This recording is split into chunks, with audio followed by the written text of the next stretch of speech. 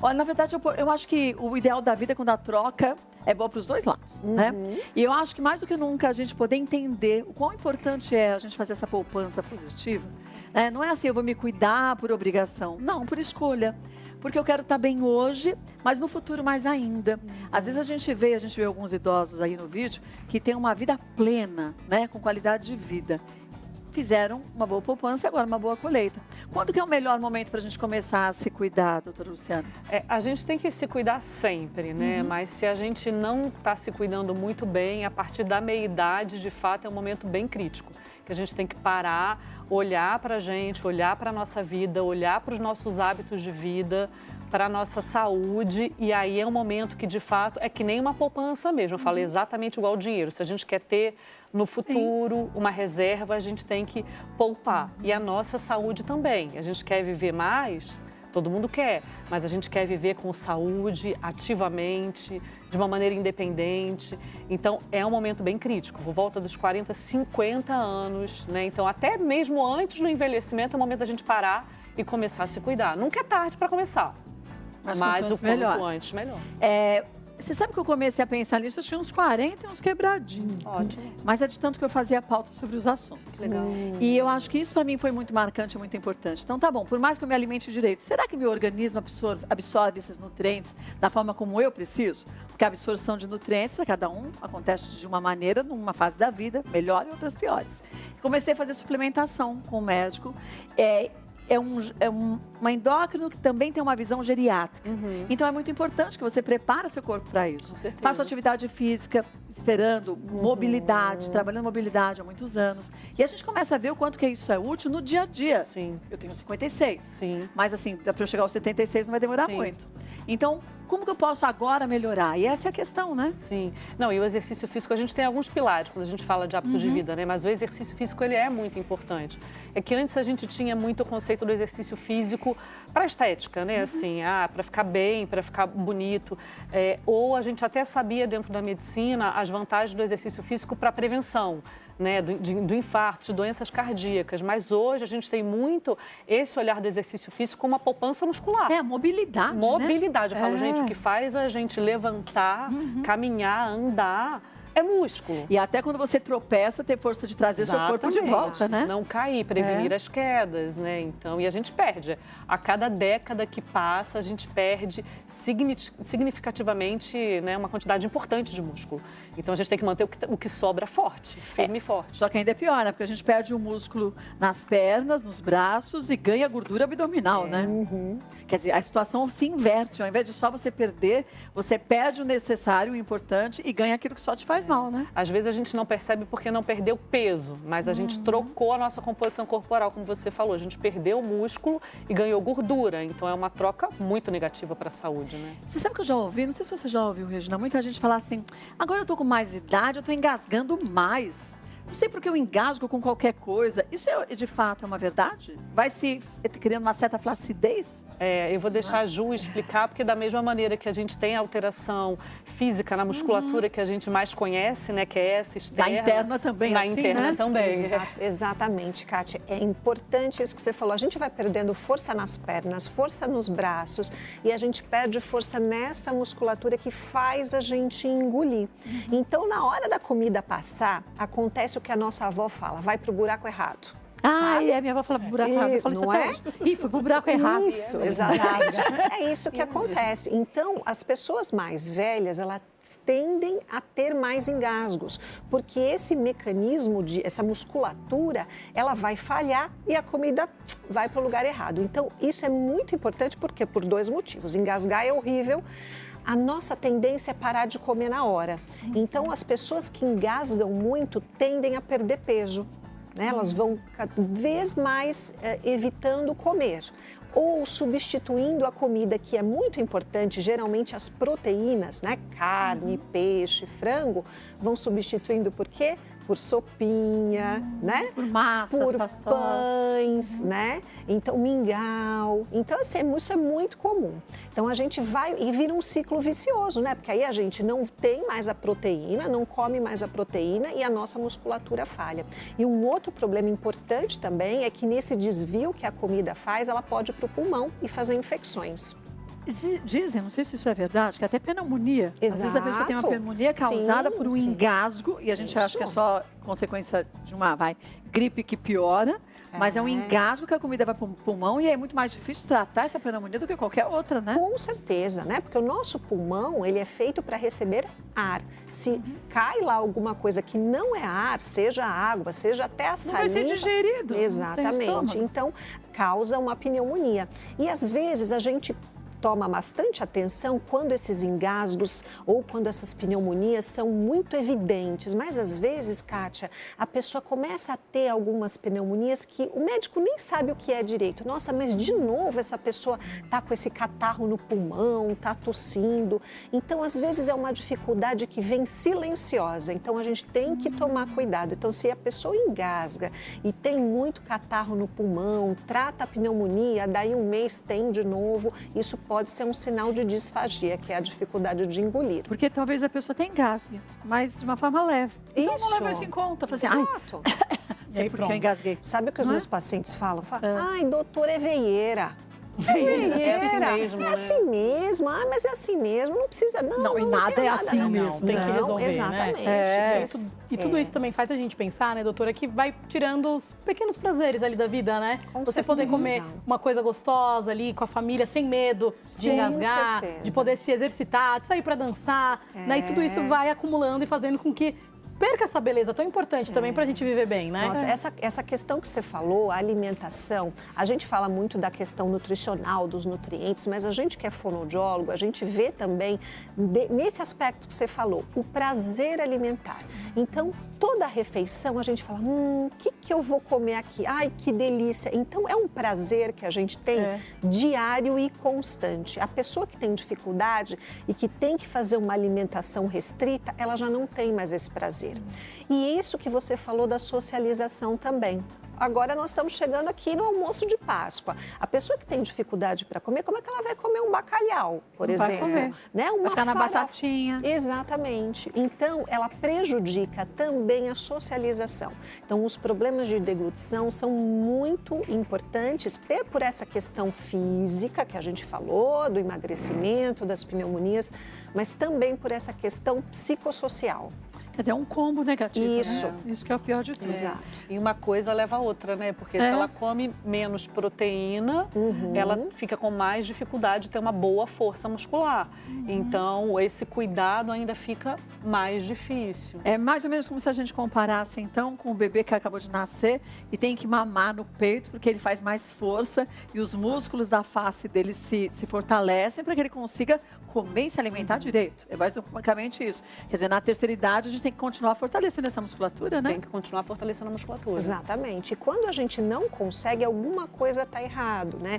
Então, a gente fala muito nos congressos médicos, eu digo assim para os meus colegas, olha, pesquise o que o teu paciente está comendo. Não adianta só perguntar se o teu paciente está comendo bem. O que essa pessoa está comendo? Se ela está comendo mingau de manhã, purê na hora do almoço e sopa à noite, tem algum problema.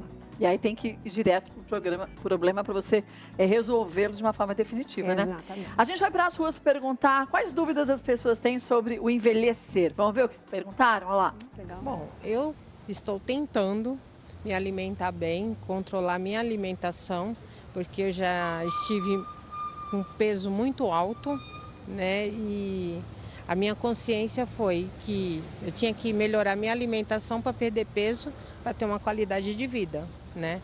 E quando tem um tempinho eu procuro fazer caminhada. Hoje, logicamente, a gente procura ter uma qualidade de vida, melhorar a alimentação, fazer uma academia. Só que, infelizmente, pela vida corrida, os compromissos acabam atrapalhando isso, né?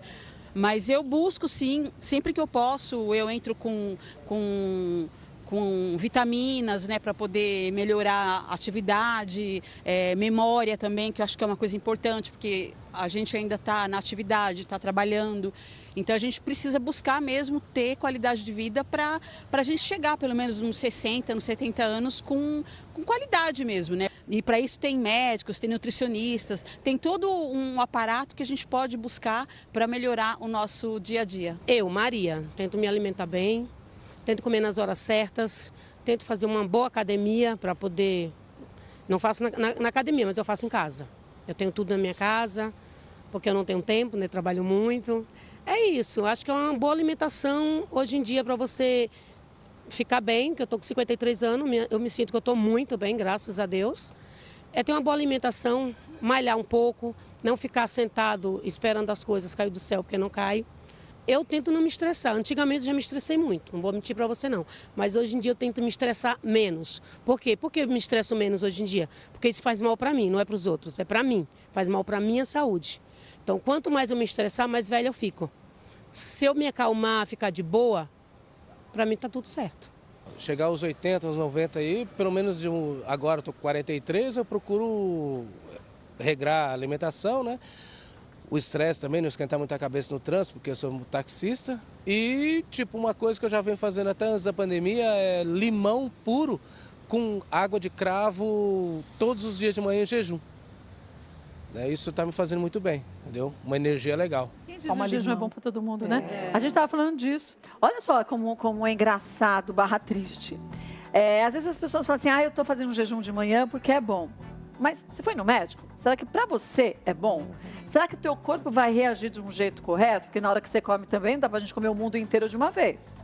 Então, existem, eu acho que momentos na vida, e esse é um dos momentos que a gente tem que ir no médico mesmo, Sim. aprender. Para mim, ser individual, Sim. né? O que vai ser melhor eu fazer? De que forma me alimentar? Tá bom, um jejum é bom? Até que horas? Quando eu volto a comer, eu como o quê? E qual quantidade? Não é só jejuar, né?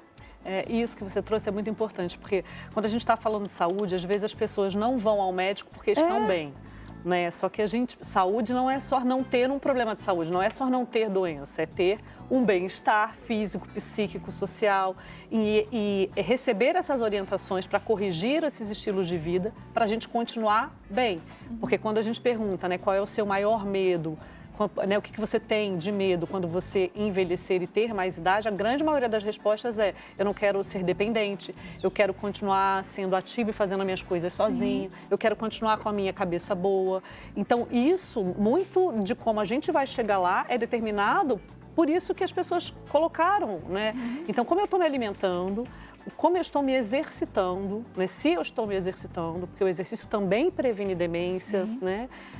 Como eu estou lidando com o estresse, né? E aí você vê como veio a questão do tempo, né? Essa vida corrida, né? Estressante, em que eu não paro para fazer aquilo que é importante para a minha saúde. Então, mas aí você para fazer para os outros. Então você põe os outros e todo mundo num patamar mais elevado que o seu. Porque na hora que você ficar doente, aquelas pessoas que você parou a tua vida para ficar olhando, cuidando, vão estar presentes para te cuidar? Talvez não, né? Sim, exatamente. Agora, quando a gente fala em envelhecimento para homens e mulheres, a gente fala em duas situações muito distintas, né? Principalmente quando as mulheres entram no climatério, que é o período que antecede a última menstruação. Porque os hormônios, eles obviamente se modificam totalmente. Para algumas mulheres, cada mulher recebe isso de uma forma diferente e não somos iguais nem nessas horas. Então a gente tem que preparar esse corpo também, né? Quem quer fazer reposição, quem não quer, que tipo de reposição, a alimentação, dizem que tem alimentos que são mais inflamatórios, a gente tem que evitar. Então esse é um cuidado para se ter antes do climatério até, né? Se você tiver a oportunidade de começar a fazer esse cuidado na perimenopausa, né, antes, é a melhor coisa, porque a mulher, ela vai envelhecer num ritmo mais acelerado, vai sentir o impacto do envelhecimento antes, de uma maneira geral, do que o homem, por causa dessa queda abrupta que a gente tem nos nossos hormônios quando a gente entra na menopausa. Então, a gente tem que intensificar. O bom, eu sempre digo assim, se a gente está sentindo alguma coisa, é o momento da gente parar e se cuidar, porque às vezes os homens também não sentem, vão envelhecendo, vão perdendo, é mais lento, mas eles também vão deixando para lá e acabam não se cuidando, né? Mas a mulher tem que buscar neste momento, se ela não buscou, realmente parar, se olhar e se cuidar. Você sabe que eu tenho 56 anos. Até o ano passado eu fazia os meus exames e não dava nada. Esse ano eu fiz, minha endócrina falou: ai, Kátia, tem um exame aqui, um hormônio que já diminuiu um pouquinho. Falei, legal, então é hora da gente começar. Não é esperar, e eu não tenho nada. Ah, mas você sente isso? Eu não sinto nada. Então, às vezes, o não sentir nada é bom. Sim, com porque certeza. assim você já começa a tratar para que você evite sentir e ter uma qualidade de vida diminuída também, né? E talvez você também não sinta nada porque você tem outros bons hábitos de vida. Também pode ser. Você mesmo falou, uma alimentação anti-inflamatória, você evitar os excessos. Não é que a gente não pode, a gente pode, mas a gente tem que fazer o básico bem feito, né? Então, tudo na vida, inclusive com a alimentação, é uma questão de moderação, senão a gente inflama mais, a gente sente mais. E uma coisa importante, Kátia, que a gente fala muito sobre envelhecimento saudável, é assim, 2 pilares que a gente estuda isso há muitos anos, e alimentação, exercício físico, a gente fala já há algum tempo, mas hoje em dia a gente fala muito sobre interação social, sobre ter uma vida social. Isso é muito importante. É isso aqui. Isso. Né? Então, quando você falou, eu não sinto nada, mas olha só, né? A sua vida. Viu quando a gente diverte, né? Tem injeção de saco, estresse? Tem, mas tem a parte divertida. Tem que ter, né? Exatamente, né? E outra coisa, além disso, de você ter essa rede de amigos, é você ter um propósito. Isso também é importante para o envelhecimento saudável, ativo, robusto. As pesquisas mostram que as pessoas que têm esse propósito de vida, uma espiritualidade, elas envelhecem melhor. Você falou algo importante. Se a gente não tem sonhos, então, joga uma toalha. Isso. Então, acabou. Exatamente. Não importa qual a idade que você tenha, né? Eu vi outro dia, a gente até mostrou, né, Regina, aquele senhor de quase 90 anos que estava concluindo a faculdade. A outra com 90 que entrou na faculdade. Você fala, gente, entrou na faculdade aos 90, olha que beleza. Sim. É a capacidade da gente conseguir sempre se reinventar. Né? Assim, buscar um sentido. E quando a gente fala assim, a propósito, sentido de vida, às vezes as pessoas acham que precisa ser uma coisa muito grande. E não é aquilo que te faz, de fato, levantar da cama todos os dias e seguir em frente. Então, às vezes, a gente também tem que ter uma atitude ativa frente a isso. Se a vida mudou, se agora já não é mais como era antigamente, a gente trabalhar as nossas emoções para ir atrás de outras possibilidades, né? Porque isso aqui é fundamental, terapêutico, né? gente. E quando dá para unir com outras coisas, tô lembrando aqui da minha mãe, um ótimo exemplo. Minha mãe já tem 68 e a gente ficava muito preocupada. Minha mãe sempre trabalhou muito quando ela se aposentasse, como ia ser. E ela fez isso, ela se reinventou. Então ela foi pro Pilates, aí lá já conheceu um grupo de amigas e elas se motivam a fazer atividade, a estar juntas, a tomar um café, a viajar. Sim. Isso é muito bom, né? E saúde mental é importante. A gente pediu até pro Dr. Marcelo Matias, que é psicólogo, passar algumas dicas nesse sentido pra gente. Como a gente trabalhar essa parte tão importante e tão pouco trabalhada pela maior parte das pessoas. Veja aí. Eu acredito que envelhecer com saúde vai muito além do corpo ou do uso de produtos anti-idade. Muito pelo contrário, é a gente ter uma mentalidade pró-idade. Muitas vezes a solidão, o isolamento, a maneira como a sociedade trata o envelhecimento, com os diversos preconceitos, o etarismo, pode afetar profundamente a saúde emocional de uma pessoa idosa. Para você que está envelhecendo, eu faço as seguintes recomendações. Não se isole, procure manter seus vínculos, nem que seja por uma ligação, uma conversa rápida com o vizinho. Mantenha uma rotina ativa, com caminhadas leves, atividades culturais, encontro com os amigos. Fale sobre o que você sente. Tristeza, ansiedade, confusão, medo não devem ser ignorados. E procure ajuda profissional sempre que precisar. E para quem convive com as pessoas idosas, ouça com atenção, isso demonstra respeito, reforça o sentimento de pertencimento. Trate a pessoa idosa como a adulta que ela é, por isso evite infantilizar. Preservar a autonomia é essencial para a saúde emocional. E inclua nas decisões, sempre que possível, permita que a pessoa idosa decida sobre sua rotina, seu lar, seus cuidados, isso fortalece a autoestima. Sobretudo, esteja presente, porque o simples fato da gente estar junto aumenta o nosso bem-estar. Envelhecer faz parte da vida e a saúde mental na velhice precisa ser vista com a mesma seriedade que a gente dá a qualquer outra fase da vida. Ai, adorei o Marcelo Matias. Muito bom. Olha, eu vou passar para vocês os contatos dele. Vai lá no Instagram, @psi_psicólogo.Marcelo Matias, e você vai ter outras dicas. Mas eu acho que de tudo que ele disse, para mim, o mais marcante é não infantilize a pessoa de mais idade, desde que ela tenha a sua autonomia. Porque parece que você começa a cuidar como se fosse um bebê, né? Sim. Isso é horrível, né? É péssimo, né?